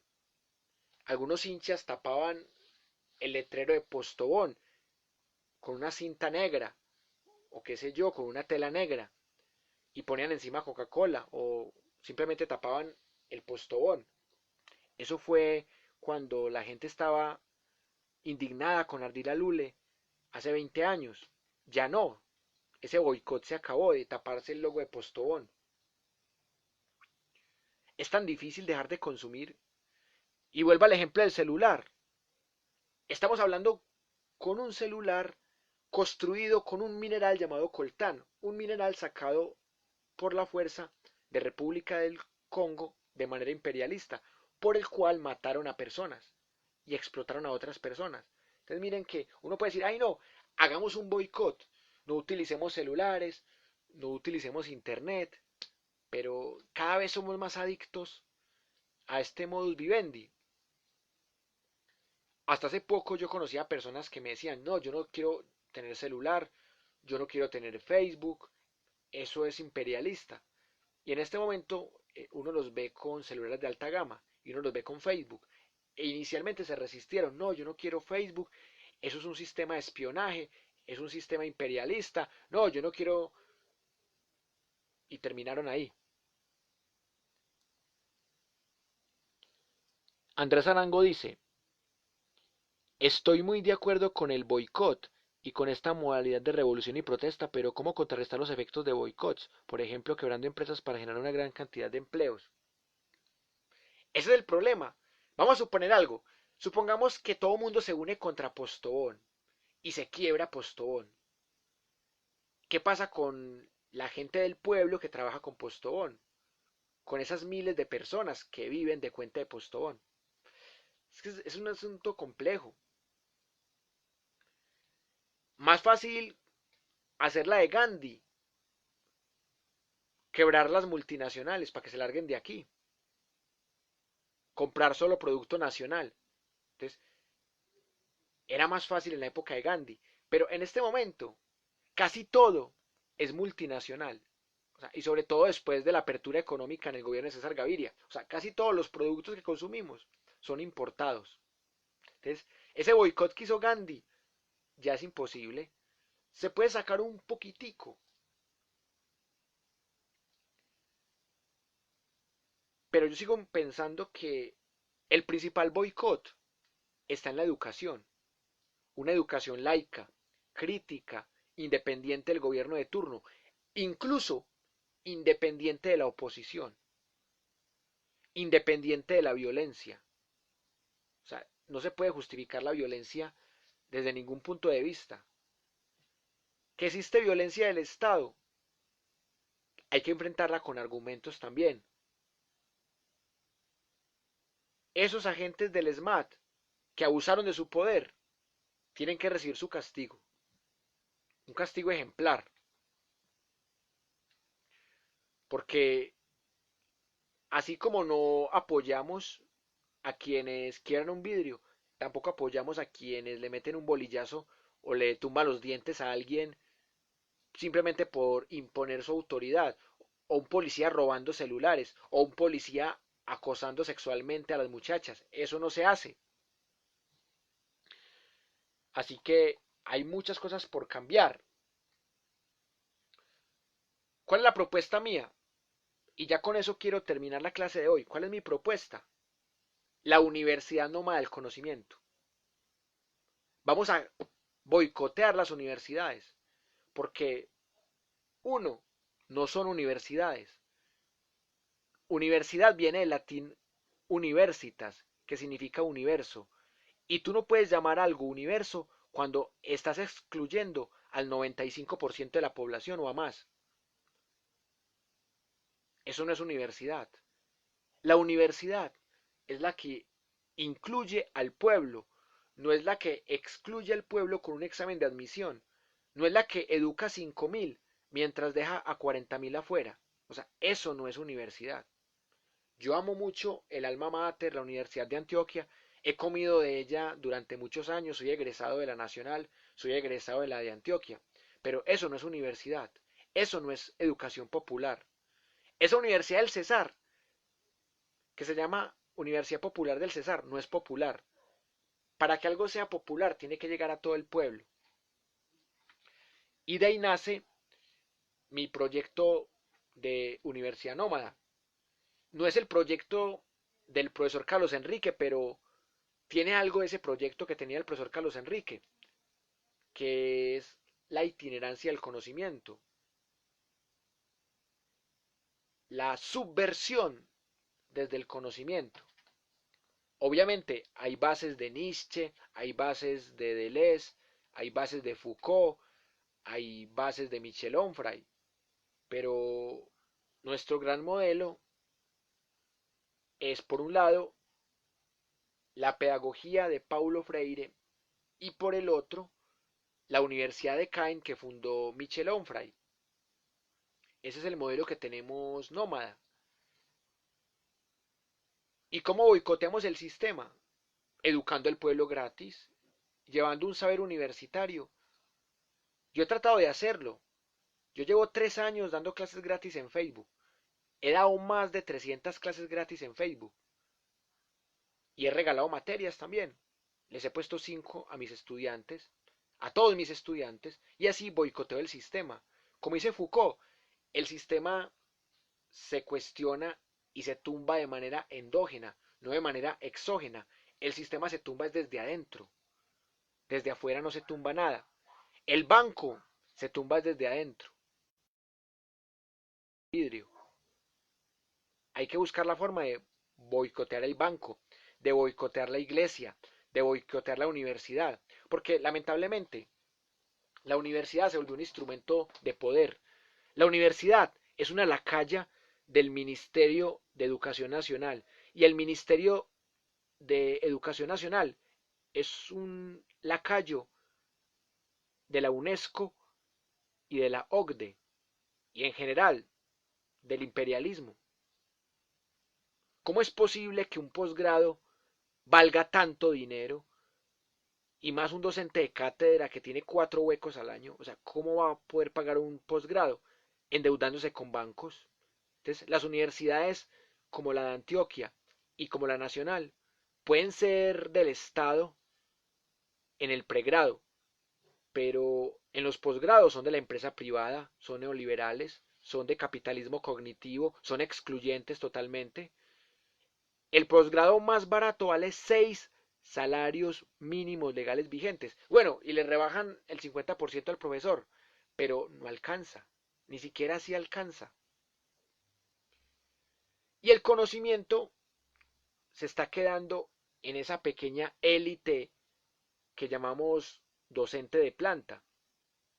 Ese conocimiento de maestría, de doctorado y de postdoctorado no está llegando a la sociedad, no está llegando a la cultura. Es la sociedad la que sostiene nuestra universidad con impuestos. No es el gobierno, es la sociedad la que le paga impuestos al gobierno y el gobierno le da unas migajas a las universidades del Estado.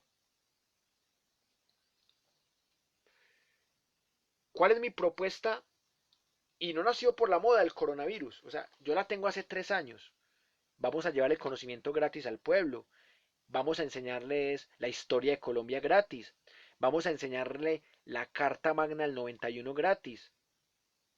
Vamos a enseñarle la historia del uribismo gratis, pero una historia con argumentos, con hechos, con razón, con academia. no una historia de matarifes. Yo ya les dije que no comparto en lo más mínimo el matarife. Me parece buena la intención y me parece muy buena la realización desde el punto de vista audiovisual. Hasta la estrategia de hacer videos de 6 minutos para llegarle a la mayor cantidad de gente.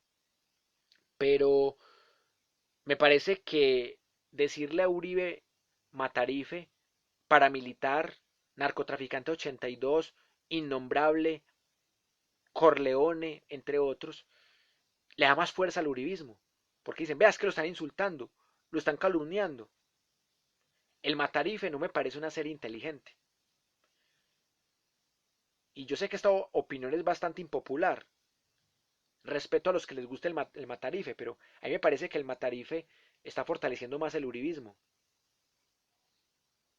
Es mi opinión y ojalá esté equivocado. El lunes voy a empezar un nuevo curso que se llama Álvaro Uribe Vélez. Un curso en el que no le voy a hacer proselitismo, ni tampoco lo voy a atacar como lo atacan en el Matarife. Voy a estudiar a Álvaro Uribe Vélez con el rigor que estudio cualquier personaje de la historia. Llámese Simón Bolívar, Francisco de Paula Santander, Napoleón Bonaparte, Calígula, Julio César, Alejandro Magno, Ciro el Grande, que para mí no era grande, ante Tomiris era un enano. Voy a estudiar a Uribe como si yo no lo conociera, como si yo no lo amara, como si yo no lo odiara, como estudio cualquier objeto, personaje histórico. Voy a estudiar a Uribe 82 horas y voy a compartir con ustedes ese estudio. Voy a regalarles 82 horas de análisis de Uribe.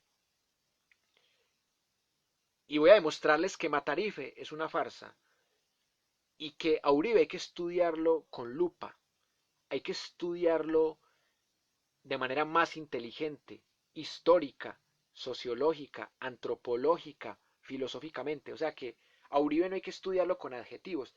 Si queremos entender por qué este señor ha ganado 4 de 5 presidencias, tenemos que ser más inteligentes.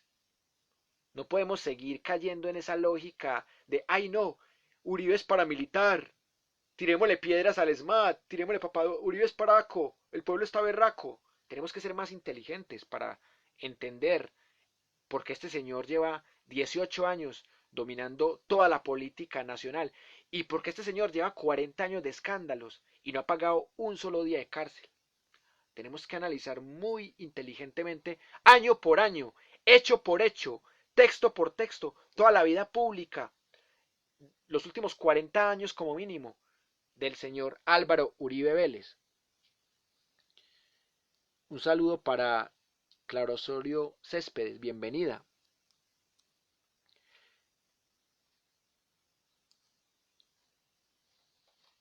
Vamos a hacer un estudio de historia densa de la vida pública de Álvaro Uribe Vélez. O sea, no nos interesa su esposa, sus hijos, sus temas familiares, sus caballos, no.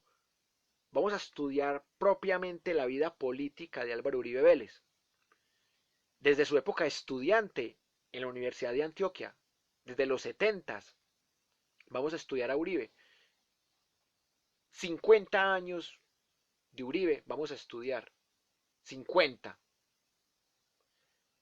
Y a esos 50 años vamos a dedicarle 82 horas. Este proyecto va a demorar mucho tiempo, pero vamos a hacerlo con mucho amor. Qué bueno que lleguen personas conocidas. Existen los libros, los documentales, los análisis, todo para hacer algo muy serio y comprender a este señor porque es el hombre más poderoso de Colombia. Este señor porque solamente perdió con Zuluaga, porque ganó 2 presidencias seguidas, incluyendo la GIS política, por supuesto, porque montó al títere Santos, porque montó al títere Duque, cómo leer de diferentes maneras la supuesta traición que le hizo Santos a Uribe. Eso va a ser en la parte final del curso. Un cordial saludo para Daniela Botero García, que nos acompaña, siempre bienvenida. Ella dice, hola, estaré muy atenta a tu análisis de Uribe, gracias por el tiempo que inviertes, es valioso para muchos. Daniela, es un placer compartir con ustedes, es con mucho amor, ahí de a poco vamos compartiendo, siempre bienvenida.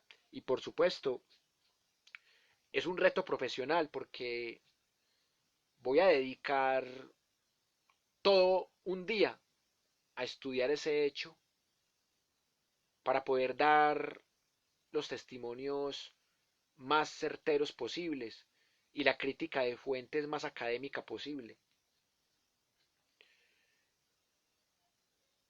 Yo creo que en 46 clases podemos entender a Uribe más que con un matarife. 46 clases de 2 horas. Bueno, realmente estoy haciendo mal el cálculo, porque son 82 horas, sería 41 clases. 41 clases de 2 horas.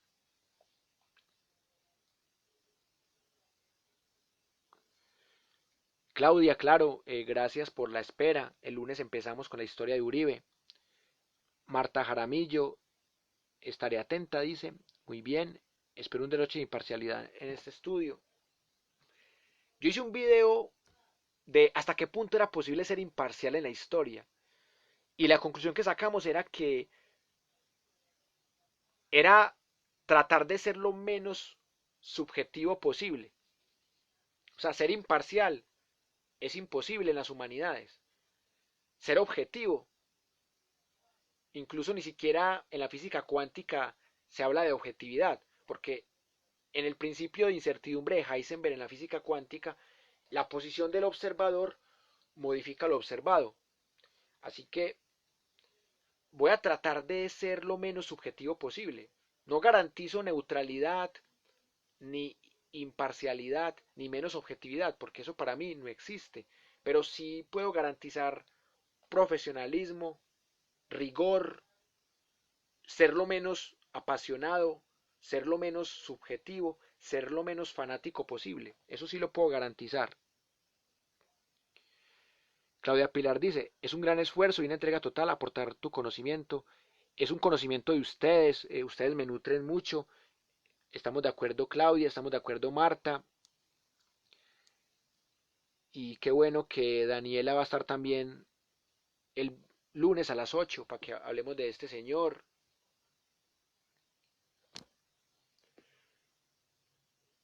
La otra opción es más desgastante, pero se puede hacer. Dedicarle 4 horas el lunes a Uribe. También, así como cuando damos el curso de pensar la historia, hacer de cuenta que estamos dando el curso de pensar la historia. 4 horas seguidas de Uribe. Y así ya no serían 41 clases, ya serían 20 clases. 20 clases más 2 horas de remate. Y en 20 lunes podemos hacer la historia más densa de Uribe y de Colombia. Yo creo que todos coincidimos en algo, más allá de que seamos uribistas, antiuribistas o fajardistas o lo que sea. Este tipo es el más importante en el siglo XXI en la historia de Colombia. Este tipo es el jefe de Colombia. O sea, yo creo que todos estamos de acuerdo en eso. Pero vamos a preguntarnos por qué. Y vamos a ver qué tan rigurosas son las pruebas que hay contra él. Y si me toca dedicarle a este proyecto 20 horas diarias y solamente sacar las 4 horas para dormir, para defecar y para comer, la sacamos. O sea, yo estoy dispuesto a sacrificar mis vacaciones solo por sacar adelante este proyecto de historia densa. No me importa dormir poco, no me importa sacrificar mi vida social, porque eso también es vida social para mí. Quiero que hagamos la clase de Uribe más completa de toda Colombia. Que el Matarife nos tenga envidia a nosotros. Y que esos libros tan densos que se han escrito sobre Uribe tengan aquí su voz en estos videos. Porque debo aceptar que estoy cansado, o sea, estoy cansado de los insultos de uribistas y de anti-uribistas contra mi persona. O sea, yo he recibido insultos, y no me quiero victimizar, pero en los últimos 3 años he recibido insultos por parejo. Porque yo no le trago entero ni al uribista ni al anti-uribista. Más allá de que yo me he caracterizado por ser más anti-uribista, pero he recibido insultos y normal, son gajes del oficio. Me han dicho fascista, me han dicho sesgado, me han dicho fundamentalista, me han dicho adoctrinador, y está bien, la gente tiene derecho a adjetivar, pero yo tengo un asunto personal con Uribe y lo vamos a resolver el lunes. Y sí, voy a tratar de dar una clase de 4 horas el lunes, solo de Uribe, y que el curso tenga 20 clases. Y cada clase va a estar dedicada a 2 años de vida pública de Uribe. Porque la verdad, sobre los 70 tengo muy poca información. Pero de 1980 a 2020 tengo toda la información de Uribe. Y tengo cómo hacer un análisis crítico de este personaje. De por qué lo atacan tanto, de por qué lo defienden tanto. Yo tengo una hipótesis muy conspirativa. Y esta tarde la planteé en un comentario. Para mí Uribe no es ningún huevón. Ahí me decía una compañera ahorita, Milena, me decía, no, es que Uribe es una marioneta más, o sea, Uribe es del montón, o sea, Uribe no está entre los grandes banqueros del mundo, y para mí Uribe es una ficha clave de la CIA.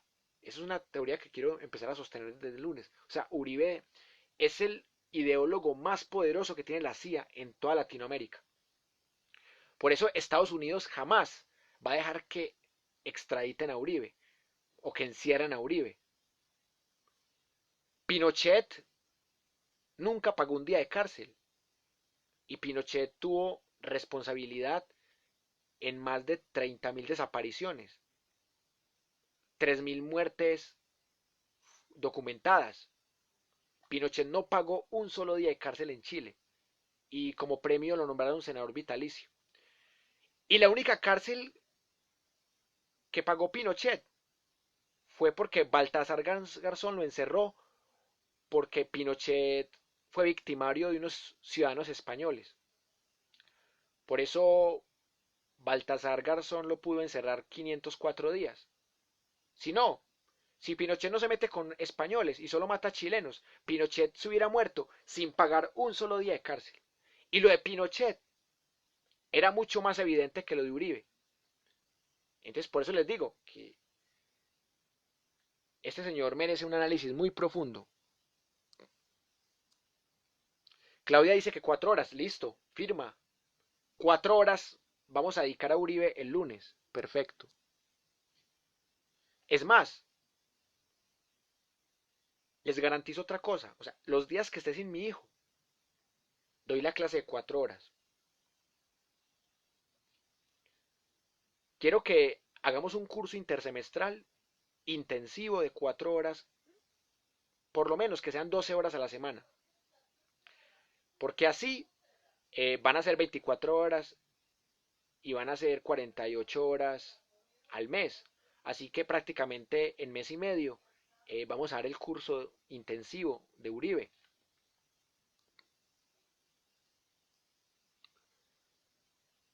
Sí, yo de pronto saco un momento para ir a cagar, o para ir a miar, o para ir a comer un algo, o para comer una sopita, pero de resto van a ser 4 horas densas.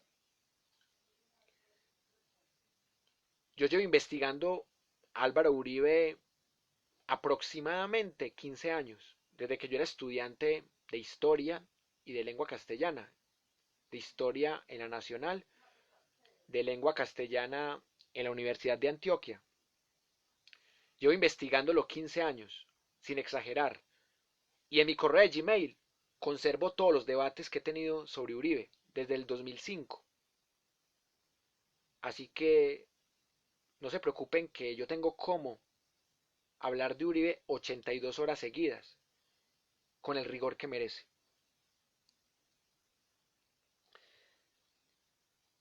José Alejandro dice, Uribe tiene más historia que el Independiente Medellín. Bueno, yo creo que tiene más historia el Medellín, pero Uribe tiene una historia más densa. O sea, en extensión tiene más historia el Medellín, pero en profundidad, o sea, la historia de Uribe es bastante profunda. Vamos a estudiar a Uribe año por año. Vamos a demostrar que hay formas más inteligentes que el matarife. O sea, que el matarife no es una forma inteligente de estudiar el uribismo. El matarife es una forma dogmática. Hay un señor que se llama Sergio Camargo, un tolimense, que escribió el libro El narcotraficante 82. El señor da algunos datos que son verdaderos, pero es tanto el adjetivo en contra de Uribe que pierde credibilidad.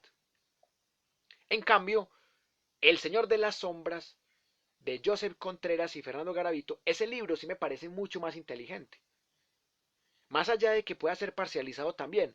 Entonces, me parece que hay formas mucho más inteligentes de estudiar a Uribe que el matarife. Bueno, y esa podría ser una buena pregunta para el lunes. ¿Qué es la historia? Si la historia es un cúmulo de años o la historia es un cúmulo de proezas. Porque si la historia la vemos como un cúmulo de proezas, más que de años, me parece que Uribe sí podría tener más historia que el Deportivo Independiente Medellín. ¿Qué es la historia? ¿Quién la cuenta? ¿Desde qué fuentes? ¿Quién está autorizado para contarla? ¿O la historia con H mayúscula no existe? Existen historias. Yo creo que esto va a ser un proyecto tremendo y que va a quedar grabado en este Facebook y que ojalá se lleve a otros escenarios. Yo en este momento no tengo miedo de nada, así que no tengo deudas con nadie, no hago parte de un partido político, no tengo religión, no me interesa favorecer un modelo de desarrollo, un modelo económico, nadie me está pagando por esto, así que no tengo compromisos con Gustavo Petro, no tengo compromisos con Álvaro Uribe, no tengo compromisos con Sergio Fajardo, ni con el ingeniero Hernández, ni con Romero, ni con Robledo, ni con nadie. Así que todo lo que vamos a hacer con Uribe va a ser independiente.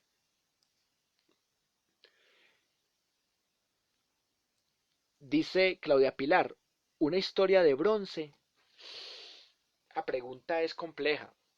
No sé si sea de bronce, de plata, de oro o de cobre. Pero me parece que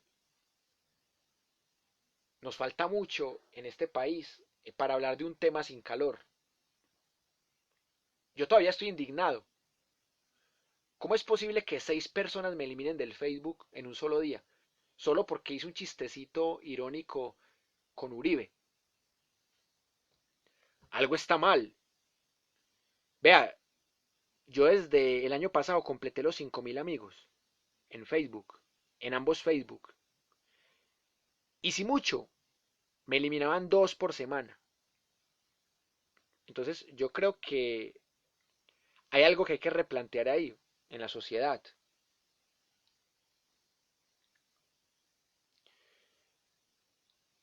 Un cordial saludo para mi amigo Leonardo Vázquez. Fue compañero mío en el Gilberto Alzate Avendaño. Y nunca nos explicaron quién era Gilberto Alzate Avendaño y que era conservador y que existió en la época de Gaitán, de Laureano Gómez. Amigo, gracias por sus palabras. Sí, la idea es crecer y créame que después de lo que pasó hoy voy a crecer más. O sea, porque ¿cómo es posible que a uno lo eliminen 6 personas en un solo rato?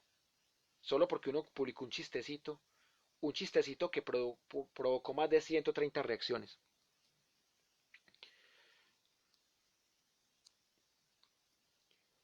Marta Jaramillo dice, Yo creo que la historia depende de quién la cuenta.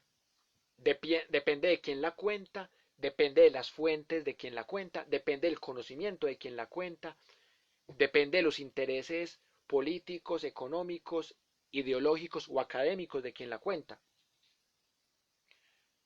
Yo no tengo que rendirle cuentas a ningún partido político, como les dije, a ninguna religión, a ningún modelo económico, ni a nadie en particular, ni a una universidad ni siquiera, porque este proyecto es mío. La Universidad Nómada es un proyecto de todos, pero también es mío. Así que hay libertad de cátedra total. Y yo solo quiero buscar el mayor acercamiento a la verdad. Quiero que sepamos 50 años de Uribe, desde que era estudiante de la UDEA. 50 años de historia de Uribe y porque este señor ha montado 4 presidencias, las dos de él, la de Santos y la de Duque. Me parece que es un fenómeno político muy interesante para analizar, sin rabia, sin apasionamiento, sin amor, siendo lo más robótico posible. Bien, por acá Tiago Galano dice, total, en el Alzate nunca se toca esa historia. Es más, en ninguna parte, vea, yo fui practicante en el Camilo Torres. Nunca le explicaban a los pelados quién fue Camilo Torres. Y era Camilo Torres Restrepo, no Camilo Torres Tenorio. Yo di clases en el Jorge Eliezer Gaitán, no le explicaban a la gente quién era él. Es más, en Diego Echavarría, en Isolde Echavarría, no les explicaban quiénes eran esos. Marco Fidel Suárez, no les explicaban quién era. Somos un pueblo sin historia. Desde el gobierno de Belisario Betancur no tenemos una materia independiente que se llama historia. Y de ahí viene nuestro vacío. O sea, llegamos a la universidad sin saber quién era Débora Arango, sin saber quién era María Cano, sin saber quién era Betsabé Espinal, sin saber quién era Alfonso López Pumarejo, sin saber quién era Tomás Cipriano de Mosquera, sin saber tan siquiera quién era Simón Bolívar, Francisco de Paula Santander, Sucre, Córdoba, Nariño. O sea, llegamos a la universidad sin saber nada de historia. ¿Por qué? Porque en sociales no hay forma de explicar la historia, porque en sociales entra un tema sociológico, un tema antropológico, un tema de convivencia, pero no hay forma de estudiar la historia como debería ser, con crítica. Y Vivian Morales hace un proyecto que para recuperar la enseñanza de la historia, pero lo que terminan haciendo es lo mismo que ya estaba hecho, o sea que historia sigue siendo una materia sirviente de las ciencias sociales. Y yo no estoy diciendo que la historia sea independiente, pero sí me parece que hace falta rigor histórico en todos los procesos colombianos. Por ejemplo, Colombia ha tenido 60 presidentes. ¿Cuántos de esos 60 presidentes hemos estudiado con rigor? Muy pocos. Por ejemplo, hubo presidentes encargados que duraron un día, como Clímaco Calderón Reyes. O sea, uno cómo va a estudiar a Clímaco Calderón Reyes como presidente, no puede, pero hay que mencionar que fue presidente un día. Lemon Simmons, que fue presidente una semana, que fue encargado Samper. Que tuvimos un presidente afro, Juan José Nieto Gil, y que mandaron su retrato a París, Francia, para que lo blanquearan. O sea, hay tantas cosas por contar de la historia, y es triste que todo eso se pierda por no tener un curso que se llame así. Dice José Alejandro, ese señor Álvaro es uno de los más grandes líderes de esta era. Indudablemente el tipo es un líder, más allá de que tenga sus diferencias políticas y éticas con él. No se puede negar que es un líder de opinión, es un caudillo y que es el jefe de Colombia, gústenos o no. Bueno, llegamos al momento de la conclusión. Espero que les haya gustado este especial de Gandhi. Hablamos de las 22 tesis, y luego terminamos hablando del curso del lunes, pero todo cabe, así se dieron las cosas. Espero que les haya gustado este aporte. Mañana voy a tratar de hacer la segunda parte de Gandhi ya con mi hijo, para que hagamos la parte didáctica, una parte más histórica, más anecdótica. Y voy a empezar el lunes a las 6 de la tarde el curso de Álvaro Uribe Vélez. Un curso de 82 horas de solo conocimiento de Álvaro Uribe Vélez, para que después de esas 82 horas sepamos si somos uribistas, antiuribistas o qué somos. Una feliz noche para Claudia, una feliz noche para Marta Jaramillo, una feliz noche para todas las personas que estuvieron conectadas, para Leonardo, para Tiago, para Wilson, para Leonardo, para psicología clínica, eso sonó parapsicología, ¿no? Un saludo muy especial también para Daniela Botero García, que nos acompañó. Un placer tenerla por aquí, siempre bienvenida.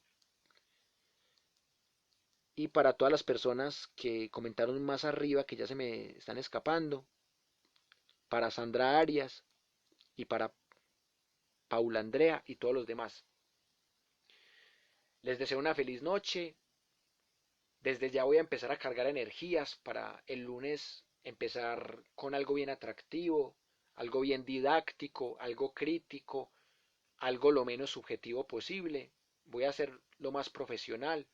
No voy a hablar como ciudadano, ni como uribista, ni como antiuribista. Voy a hablar como profesional de la historia, lo más riguroso posible. Les deseo una noche muy de